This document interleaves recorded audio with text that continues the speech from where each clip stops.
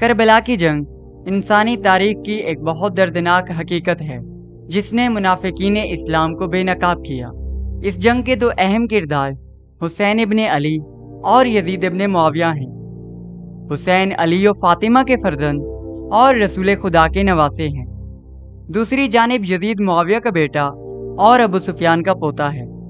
یزید شراب پینے والا، فاسق و فاجر، زانی، بندروں اور کتوں سے کھیلنے والا انسان تھا۔ معاویہ بن ابو سفیان کی وفات کے بعد جب یزید نے تخت خلافت سنبھالا تو امام حسین علیہ السلام سے بیعت لینے کا ارادہ کیا۔ اسی بنا پر اس نے مدینہ کے گورنر ولید کے نام ایک خط ارسال کر کے معاویہ کی وفات کی خبر دی اور ساتھ ہی ایک مختصر تحریر میں حسین ابن علی، عبداللہ بن عمر اور عبداللہ بن زبیر سے زبردستی بیعت لینے اور نہ ماننے کی صورت میں ان کا سر قلم کرنے کی ہدایت کی۔ ولید نے مروان سے مشورہ کیا اور اس کی تجویز پر مذکورہ شخصیات کو دارالامارہ بلوایا گیا۔ امام حسین علیہ السلام اپنے 30 عزیز و اقارب کے ہمراہ دارالامارہ پہنچے۔ ولید نے ابتدا میں معاویہ بن ابو سفیان کی وفات کی خبر سنائی اور پھر یزید کا خط پڑھ کر سنایا جس میں یزید نے حسین سے اپنے لیے بیعت لینے کی تاکید کی تھی۔ اس موقع پر امام حسین علیہ السلام نے ولید سے مخاطب ہو کر فرمایا، کیا تم اس بات پر راضی ہو کہ میں رات کی تاریکی میں یزید کی بیعت کروں؟ میرا خیال ہے کہ تمہارا مقصد یہ ہے کہ میں لوگوں کے سامنے یزید کی بیعت کروں۔ ولید نے کہا، میری رائے بھی یہی ہے۔ امام حسین علیہ السلام نے فرمایا، پس کل تک مجھے مہلت دو تاکہ میں اپنی رائے کا اعلان کروں۔ حاکم مدینہ نے دوسرے روز عصر کے وقت اپنے افراد کو امام علیہ السلام کی طرف بھیجا تاکہ آپ سے جواب وصول کرے۔ امام حسین علیہ السلام نے یزید کے خط کا جواب دیا کہ مجھ جیسا تجھ جیسے کی بیعت کبھی نہیں کرے گا۔ اس خط کے جواب کے بعد یزید نے امام حسین علیہ السلام پر مدینہ کی سرزمین کو تنگ کر دیا اور اسلام کو محض تخت کا کھیل بنا دیا۔ قرآن و احادیث میں رد و بدل عام ہو گئی۔ اسلام اپنی آخری سانسیں لینے پر مجبور ہو گیا۔ حالات کی نزاکت کو دیکھتے ہوئے امام حسین علیہ السلام نے 28 رجب کو مدینہ سے مکہ سفر کا آغاز کیا۔ امام حسین علیہ السلام نے اپنی تحریک کے آغاز میں فرمایا، میں اپنا وطن کسی شر و فساد پھیلانے اور ظلم و ستم کرنے کی خاطر نہیں چھوڑ رہا ہوں، بلکہ مدینہ سے میری روانگی کا مقصد یہ ہے کہ میں اپنے نانا رسول خدا کی امت کی اصلاح کروں۔ امام حسین علیہ السلام نے رات کے وقت اپنی مادر گرامی حضرت فاطمہ زہرا اور اپنے بھائی امام حسن کی قبر مبارک پر حاضری دی، وہاں نماز پڑھی اور وداع کیا، اور صبح سویرے اپنے اہل و عیال، بھانجے بھتیجے اور بہنوں کے ساتھ سفر شروع کیا۔ رسول خدا صلی اللہ علیہ وآلہ وسلم کی زوجہ جناب ام سلمہ کو جب اطلاع پہنچی کہ حسین مدینہ سے جا رہے ہیں تو امام حسین علیہ السلام کے پاس آئیں اور عرض کیا، اے فرزند رسول، آپ عراق کا سفر ترک کر دیں اور مجھے مزید غمگین نہ کریں۔ آپ کے نانا رسول خدا نے مجھے خبر کی تھی کہ آپ عراق میں شہید کر دیے جائیں گے، اور آپ کے نانا نے کربلا کی خاک مجھے دی تھی۔ امام حسین علیہ السلام نے فرمایا، اے نانی جان، مجھے علم ہے کہ میں شہید کر دیا جاؤں گا۔ اور امام حسین علیہ السلام نے جناب ام سلمہ کو زمین کربلا بھی دکھائی اور کربلا کی خاک ان کے حوالے کی اور فرمایا، اس مٹی کو اس مٹی میں ملا دیں، جس دن یہ مٹی خون بن جائے تو سمجھ لیں کہ آپ کا حسین شہید ہو گیا۔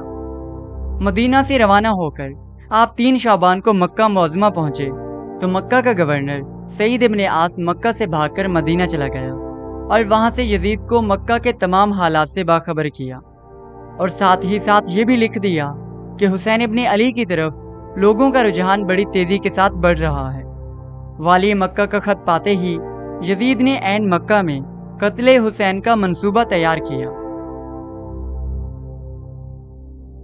امام حسین علیہ السلام کو مکہ میں پہنچ کر ابھی زیادہ عرصہ نہیں گزرا تھا کہ عراق کے لوگ معاویہ بن ابو سفیان کی وفات سے باخبر ہوتے ہیں اور انہیں پتہ چلتا ہے کہ حسین ابن علی اور ابن زبیر نے یزید کی بیعت کرنے سے انکار کر دیا ہے۔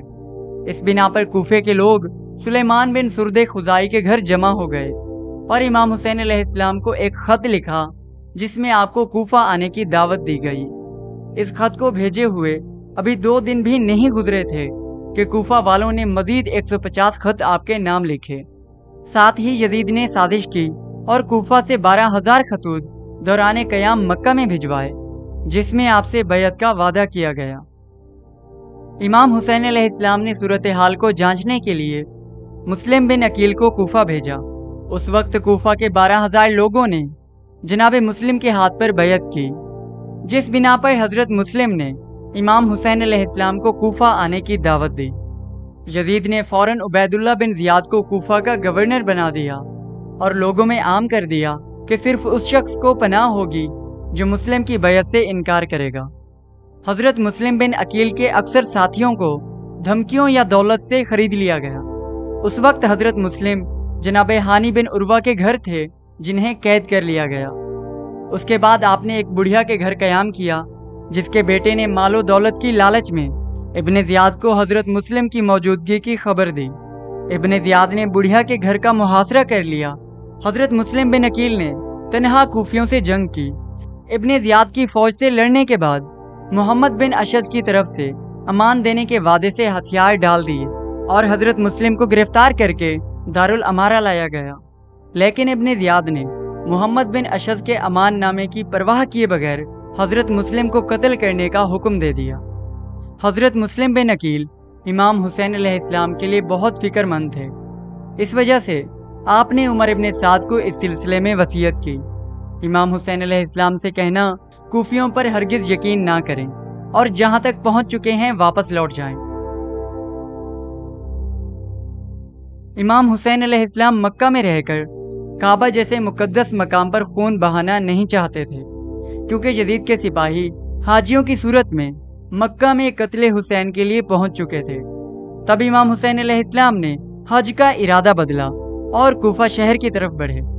امام حسین علیہ السلام جب مکہ سے کوفہ کی طرف روانہ ہونے لگے تو عبداللہ ابن عمر، عبداللہ ابن عباس اور محمد حنفیہ آپ کی خدمت میں آئے اور عرض کیا، اے فرزند رسول، آپ کوفہ کی طرف نہ جائیں۔ امام حسین علیہ السلام نے فرمایا، میں نے خواب میں اپنے نانا رسول خدا صلی اللہ علیہ وآلہ وسلم کو دیکھا کہ فرما رہے تھے، اے حسین حرکت کرو کیونکہ خدا تمہیں شہید دیکھنا چاہتا ہے۔ امام حسین علیہ السلام نے مکہ سے کوفہ کی طرف سفر جاری رکھا۔ ابن زیاد نے تمام راستوں پر ناکہ بندی کروا دی۔ امام حسین علیہ السلام نے مسلم کی شہادت کی خبر پانے سے قبل اپنے رضائی بھائی عبداللہ بن یکتر کو مسلم کی طرف بھجوایا تھا، لیکن وہ حسین بن نمیر کے ہاتھوں گرفتار ہو کر ابن زیاد کے پاس لے جائے گئے۔ ابن زیاد نے حکم دیا کہ انہیں دارالامارہ کی چھت پر لے جایا جائے تاکہ کوفیوں کے سامنے امام حسین علیہ السلام اور آپ کے والد بزرگوار علی ابن ابی طالب علیہ السلام پر سب و لعن کریں۔ عبداللہ نے قبول کیا اور دارالامارہ کی چھت سے کوفہ والوں سے مخاطب ہو کر کہا، اے لوگو، میں تمہارے پیغمبر کی بیٹی کے فرزند حسین ابن علی کا قاصد ہوں۔ اپنے امام کی مدد کو دوڑو اور ابن زیاد کے خلاف قیام کرو۔ ابن زیاد نے جب یہ دیکھا تو اپنے سپاہیوں کو حکم دیا کہ انہیں چھت سے نیچے گرا دیا جائے۔ عبداللہ بن یکتر کی شہادت کی خبر مسلم اور ہانی کی شہادت کی خبر کے ہمراہ سالبیہ کے مقام پر امام حسین علیہ السلام کو ملی۔ اس موقع پر لوگوں میں مختلف رائے سامنے آنے لگی۔ امام حسین علیہ السلام نے اپنے اصحاب سے پوچھا، مسلم کے خون کا بدلہ لیا جائے یا واپس لوٹ جانا چاہیے؟ تو اصحاب امام حسین علیہ السلام نے جواب دیا، ہم مسلم کی شہادت کا بدلہ لیں گے۔